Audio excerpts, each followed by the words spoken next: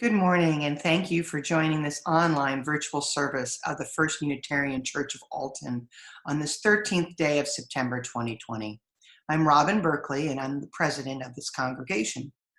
The First Unitarian Church is a small but mighty lay-led congregation located in Alton, Illinois. Due to the pandemic, our services are now virtual and located on our church YouTube page. However, we hope to see you at our Castle on the Hill sometime soon when we can return to service and worship together. In the meantime, we welcome everyone to this virtual home of comfort, spirit, justice, and hope. I'm happy you're here and sharing in this special day and this special service. Why is it special? Because today is Ingathering. In the UU faith tradition, this is a day we celebrate coming back together to begin our main service year, which runs from September to May.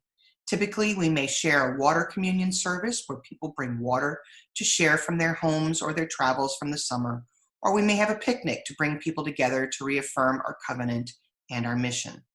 Even though we are separated at this time, our worship associates have worked hard to build a service in which everyone can participate and feel connected. I thank them for their hard work, and I thank you for joining us here today. Our theme for this year is to be different now. And the September theme for our services is imagination. It is time for us to reimagine what community means to us here in Alton and to be willing to embrace new ways of feeling connected while we have to be apart from each other. This service is the first of many that will exemplify what it means for us to be Unitarian Universalists. I welcome you to join us on this journey as we inspire love and seek justice.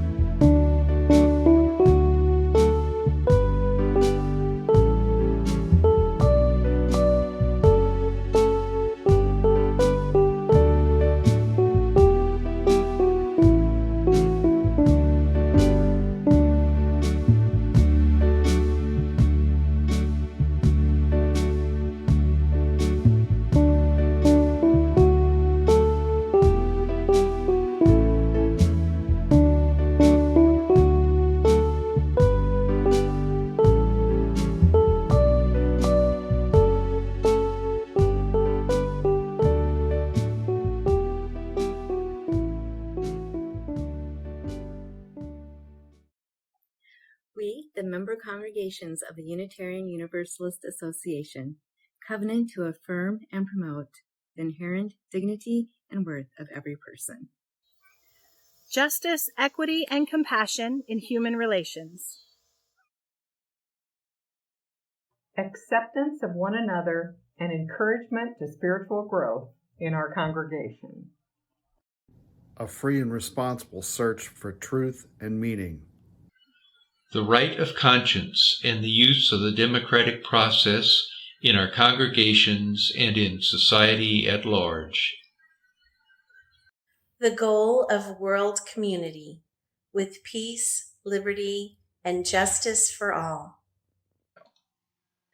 Respect for the interdependent web of which we are a part.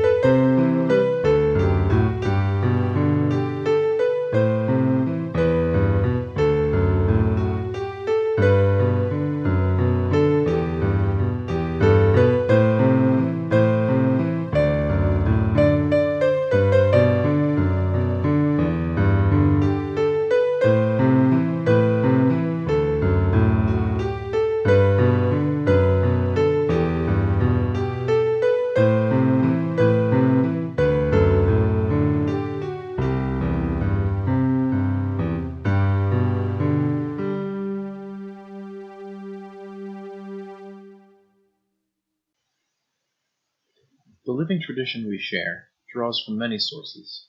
Direct experience of that transcending mystery and wonder, affirmed in all cultures, which moves us to a renewal of the spirit and an openness to the forces that create and uphold life. Words and deeds of prophetic women and men, which challenge us to confront the power and structures of evil with justice, compassion, and the transforming power of love.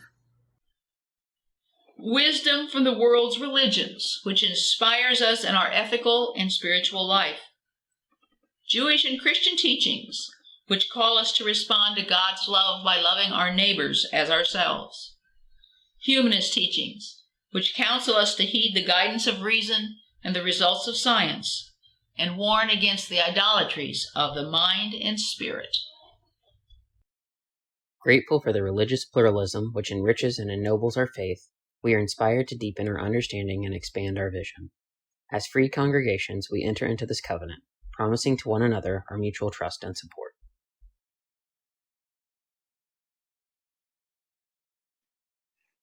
We are more than the sum of our parts. We carry with us the joys and sorrows of our days. We gather together, even virtually, to experience the warmth of community. You may choose to sit in reflection right where you are right now. We would like you to share your joys and concerns with us so that we can stand with you in the happy times and in the tough times. We invite you to share your joys and concerns with the congregation by emailing us to share that information in our weekly Church This Week. Please send anything you would like to share. Your child lost their first tooth, a friend or family member has passed, you got an A on a test. Email us at church@firstuualton.org. Alternatively, you may choose to share your thoughts, joys, and concerns on the YouTube page, or even in our private group, UU Friends on Facebook. We also welcome you to join us at our virtual coffee hour after this service to share conversation and receive support if you need to connect with others. In the immortal words of Lilo and Stitch, Ohana means family, and families stick together. So please let us know how we can support you in good times and bad. Please take a few minutes to reflect on your joys and sorrows and send out strength and love to those who need it at this time.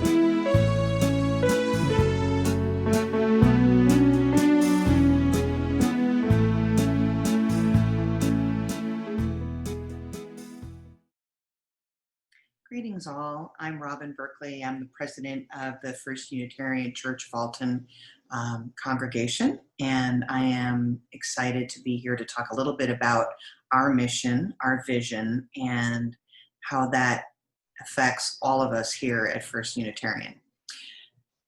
Our motto is inspire love and seek justice, and that's very consistent with our Unitarian Universalist values. We care about love. Love matters. Love is what binds us all together. And as well, seeking justice is one of the important ways that we show our love. We are social justice warriors. We care about those who are least served and who need the most support. And so that manifests itself in many of the activities that we engage in here at church. Our mission is as follows. We are creating and nurturing an intentional community that values acceptance, social justice, and the embodiment of UU principles. Come, let us question together. Now, there's a little tongue-in-cheek in this because one of the things that Unitarian Universalists are known for is not having the answers to questions, but having lots of questions. So, of course, as much as we joke about this, it is important for us to ask questions, to certainly to question all of the assumptions that are out there on things. And as a non-creedal religion, as you heard about our UU principles and from where we borrow many of our Unitarian principles, and the traditions that we borrow from, we are not in a situation where we have all the answers. And in fact, it would be foolish for us to believe that we have the answers to all of life's questions and all of the universe's questions. What I value about the Unitarian Universalist faith and what I value about being here at First Unitarian Church of Alton is that we have people who all come from all walks of life. We have people who come from a Christian background, from a Buddhist background, from a pagan background, from a humanist background, from no background, from an atheist background.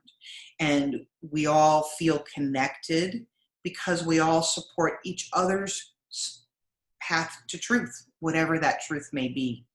So when we talk about having an intentional community that values acceptance, as an out lesbian myself, this congregation has always made me feel welcome. I've always had a home here. And it didn't matter how flawed I was, how many mistakes I've made in my past lives. I've been loved and embraced from day one. And I hope that everyone who walks in the door feels that way as well. It is intentional on our part to make sure that this warm family of First Unitarian Church of Alton welcomes everyone. In terms of an intentional community that values social justice, we have in the past been actively involved in voter registration, in helping to reconcile people who are returning from prison, and helping them to find work and helping them to find jobs to be able to sustain themselves. We also work very hard with local churches in the community to provide meals to those who are underserved and who are struggling to make ends meet. And we provide personal care items, or have in the past provided personal care items for individuals. We're at a place right now because of the pandemic that we are not clear how we're going to be able to continue to offer these services, but I know that that's something that our group is going to be working hard to do. We want to be able to recapture our mission that we've had to put on hold for a few months because of the pandemic. But I know we're going to work really hard to start making sure we give back to our community, that we fight hard for what needs to be fought for. We're going to make sure that people get registered to vote. We want to make sure that people have food on their table and soap to wash their hands and hand sanitizer to keep them safe. And all of this while we are looking for love and justice. That's who we are. And I welcome you to be a huge part of this congregation, and I thank you for being here and listening. I'm dedicating this talk this morning to the memory of Midge Hallett, who died on September 4th. Midge joined the church in January of 1965, and over the years became the church historian, knowing the stories of the church from research and also from firsthand experience. Like other Unitarian churches founded during the westward expansion, our church in Alton was planted by New Englanders. It began with a series of gatherings in the office of Dr. William Samuel Emerson, who had arrived in Alton in 1832 to set up a medical practice. He and his wife Olive brought their Unitarian religion with them and wanted to see it grow in this river town. Dr. Emerson was the second cousin of the more famous Ralph Waldo Emerson. The minister called by these first Alton Unitarians was Reverend Charles Farley, who preached his first sermon in December 1836 and spoke of the Church Universal as including Jews, Christians, Hindus, and all who lived under the light of nature. Not all the people in Alton, and probably not all the people in his congregation, shared his views on the brotherhood of all. In November of 1837, an Alton mob gunned down abolitionist newspaper publisher Elijah Lovejoy, and Farley, feeling himself threatened, soon left to move back east. And the small congregation temporarily disbanded until 1853, when they once again called a minister, the Reverend William Darcy Haley. Reverend Haley immediately encouraged them to buy property and build a church, and after some searching, they decided to build on a hill overlooking the river. They dedicated their church in a grand celebration in October of 1855. This photo of the church was taken in the mid-1880s and shows the parsonage, built in 1878, and the elm tree that we still have on our property, and the long steps going up to the entrance of the church. Reverend Haley, speaking out politically from the pulpit regarding the abolition of slavery, caused an uproar and dissension in the congregation, and a call for his resignation. But the issue was finally resolved and resulted in the congregation's declaration that, however we may as individuals differ in opinions upon the numerous political questions presented to us, yet as a society we will never condemn a person for upholding the cause of truth, justice, and morality. This affirmation of freedom of the pulpit is still the guiding principle in our congregation. Although over the decades the church has struggled to maintain viable member numbers, yet regardless of its size, it has regularly engaged in social action. Alton's first public high school began in a specially built room in the church basement, and classes were held there from 1856 to 1866. Women were active in the church by not only doing good works for the community, but when the church had been without a minister for 3 years and was on the brink of closing, the women persevered and strongly encouraged the men to find a minister, which they did. One woman in particular stands out during this period, Anna Davenport Sparks. Not only was she active in various civic organizations, but she served as church treasurer from 1878 to 1886, and by the end of her tenure, the church was out of debt and moving forward. In 1898, 2 years after Mrs. Sparks died, the women of the church formed the Anna D. Sparks Alliance to continue Anna's work in service for the community and the church. The alliance still continues today. At the start of the new century, the congregation decided to demolish their 50-year-old building and build a new one on the spot. The church we meet in today, when we meet, was dedicated in October of 1905, so this year the building will be 115 years old. Over the next decades, numerous ministers served the church. One minister was the Reverend Curtis Reese, later one of the founders of the Humanist movement and a signer of the Humanist Manifesto. While at Alton, he started a campaign against organized crime and prostitution, and often had to hide, receiving threats on his life. Over the years, members of the church were active in all kinds of civic improvements, including the public library, development of the park system, helping to start the local symphony, and raising funds for the new hospitals and mental health center. In 1949 and 1950, the minister, Reverend John Gill, and some church members supported and worked toward integrating the public schools. This action led to angry criticism and threats from the community, and even by some in the congregation, eventually forcing him to resign. Following Reverend Gill came the Reverend Zoltan Nagy, an immigrant from Hungary, who brought the congregation back together and worked to improve broken relations in the community. Church membership grew in the 50s and 60s with the founding of SIUE, as liberal faculty members and their families attended the church. Then membership declined significantly again in the 70s, as the church went without a minister for 10 years, following a schism among church members, along with the decision to pay off the cost of building the new RE wing instead of calling a minister.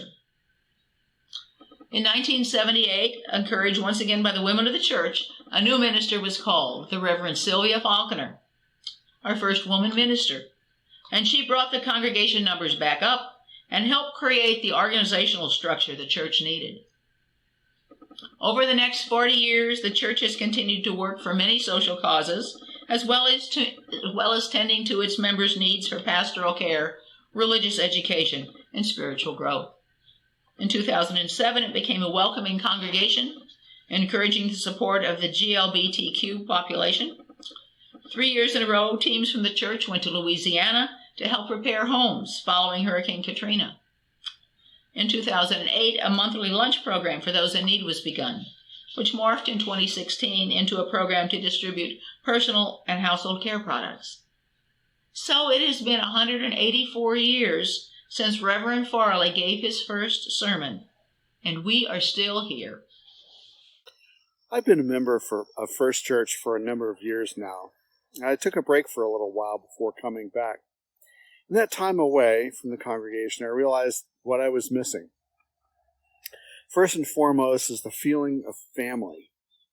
Not as what family is for many of us, but rather the feeling of what family could be, loving, caring, and accepting. I'm not saying the church is perfect. It's not. But I feel an intentionality here. Folks here really want to feel that family too, striving towards it. Mr. Rogers said, "Love is not a perfect state of caring. It's an active noun like struggle. To love someone is to accept them as they are, exactly as they are, here and now." And I really love that saying, and I really feel that really kind of applies to the church here. It really does. I actually feel that. It's not perfect. It's a lot of times messy, a lot of times just is. But there's a truth and an authenticity to that I really love and adore at our church. The second thing that I really love that Mr. Rogers touches on is acceptance. I really feel accepted at First Unitarian Church, who I am exactly as I am right now. And I think a lot of other people feel that too. It's a place of deep, loving acceptance, of imperfection, of kids running around, and our services can be wonderful in that way. And I really love that part about the church. It's a community built upon that acceptance and upon that way of being with each other, of striving, an active noun. So I enjoy First Church immensely, and I thank you for being a part of that.